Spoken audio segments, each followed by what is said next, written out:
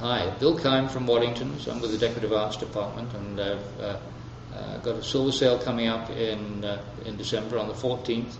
And I've got something here that I think is particularly interesting, and I've gone through a number of ideas about what it might be. But basically it is a snuff mull. It's a snuff mull. That'll mean something to Scots. The Scots would, when they had dinner, they would have something like this on the table, and a big dinner.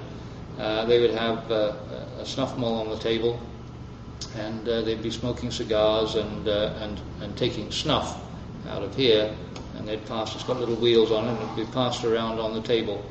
And it comes with implements. There's a little mallet here for breaking up the big bits, a rake for smoothing them out, and a couple of spoons, which I guess could be a couple of people could go at the snuff together, and then a pick too, which I'm not quite sure they'd use that for, but bear in mind that the snuff goes up the nose.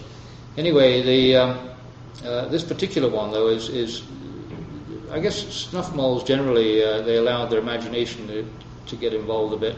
This one's particularly odd though. It's got a cherubic figure there, a procession of animals. It's got elephants up on top here, and other animals. It looks like hyenas, I think. I originally had thought it was a George III snuff mull.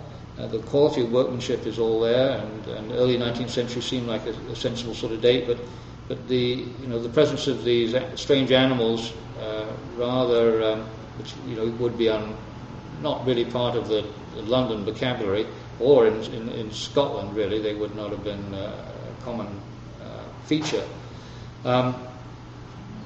They sort of present a bit of an anomaly, and so I have been persuaded, I think, that it's probably more likely to be an Indian colonial piece, or made for the Indian market, and possibly made by London makers for that purpose.